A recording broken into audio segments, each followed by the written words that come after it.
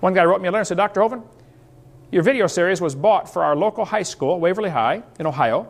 When I went to check out video number 5, I found someone had hidden the box of seminars and debates unopened and underneath a desk by a back wall. I was told by the librarian that she was told not to put them out for the students to find. My 18-year-old daughter witnessed this. We were very upset, but I was told it was proof that the enemy was trying to void and hide the truth. My daughter has since graduated and don't know if those tapes are available to students or not. So if you do donate something, be sure to check and make sure it is, kept on the shelf. I went to one big university one time, and I spent probably an hour going through their computer search system, looking for how many books they had on evolution. It was like 18 or 1900 books about evolution. And then I searched to see how many books they had about creation. This is a big university library. Not one book. I searched every author that I know, and I know most of them. I went to the librarian and I said, I noticed you got 1,800 books on evolution, but you don't have any books on creation. Why is that?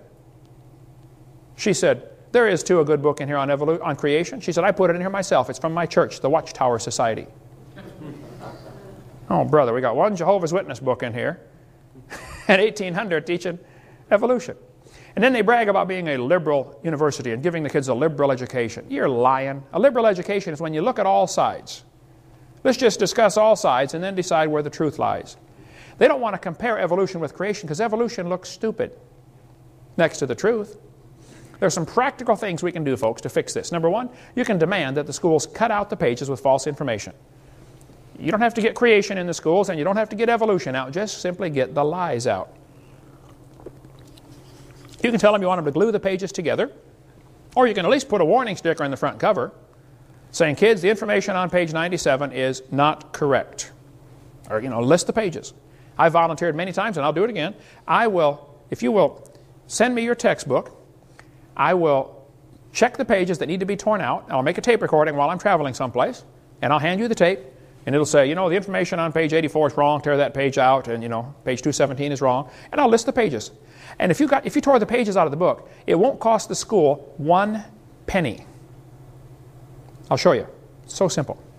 Because the first objection they're going to say is, oh, this would cost the schools a lot of money. Won't cost them a penny. How many of you would volunteer to tear the pages out of the books and bring your own scissors? Let me see. There you go. So when you go to your school board, hand them a list of 500 names and say, these people are willing. When would you like it done? Won't cost a thing. Look, the book is not sacred. It's made out of paper, If you bought it, the county bought it, it belongs to the school. If you want to tear a page out, that's perfectly fine. I was in a debate with a professor at university. I was just speaking at UWF here a year or so ago, and I mentioned tear the page out of the book, and this one professor said, I don't think we should deface textbooks. I said, well, sir, if you were teaching math and you came across a book that said, 2 plus 2 is 5, what would you do? He said, I would tell the students to mark out the wrong answer and write in the right answer. I said, oh, you would deface a textbook? I said, now, sir, if you were teaching biology and you found a book that said the embryo has gills and that's proven wrong in 1874, what are you going to do? He said, well, nothing. I said, you wouldn't correct it? He said, no. I said, well, then you, sir, are a hypocrite. And you got no business using tax dollars to lie to these kids. You ought to get a different job changing tires or picking peaches and work for a living for a change.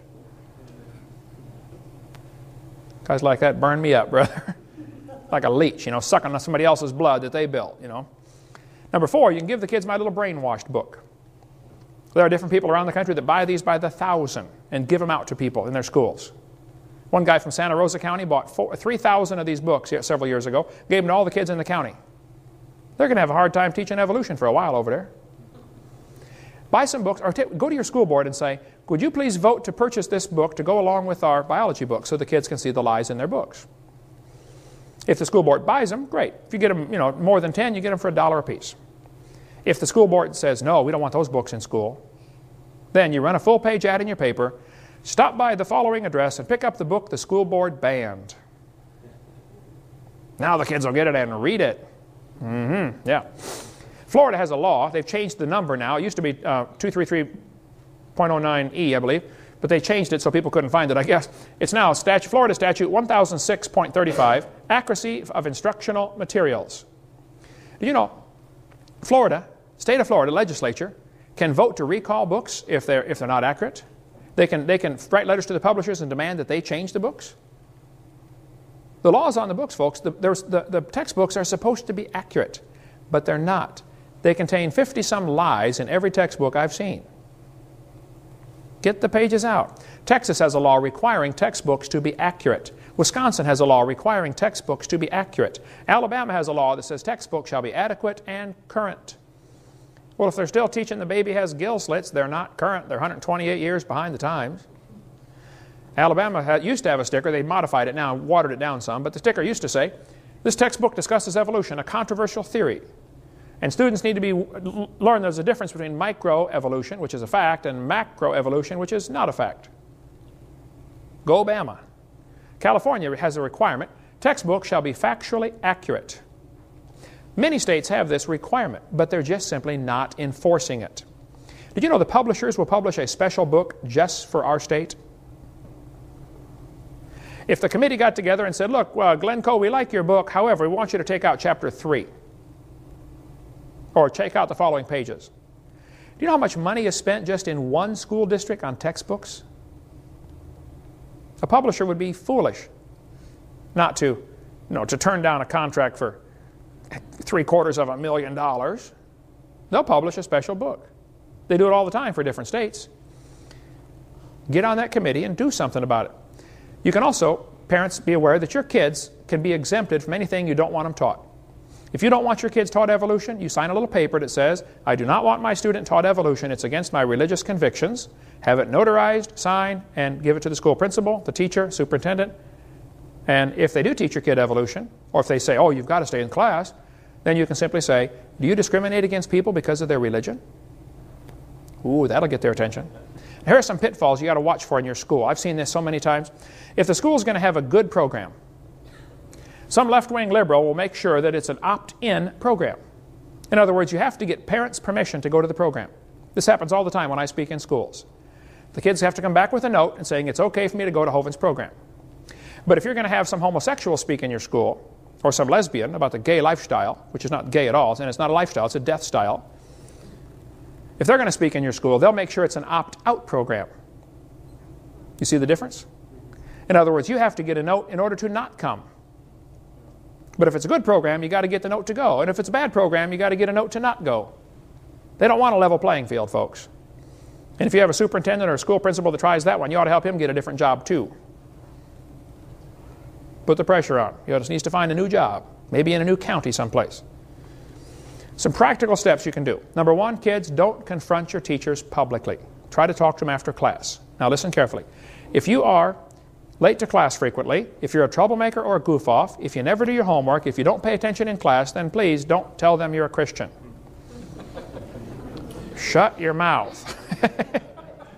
First, be a good student. Now, if a question comes up on the test that says, how old is the earth? And you know the answer they want, you can simply write on the test, the textbook says 4.6 billion. However, this is not correct.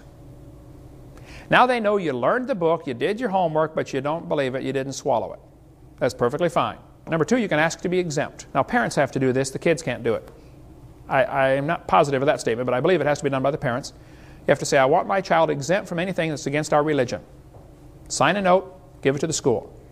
Look, if 40 or 50 or 60% of the class was standing out in the hallway, it wouldn't take the teacher long to figure out, we ought to just skip that chapter.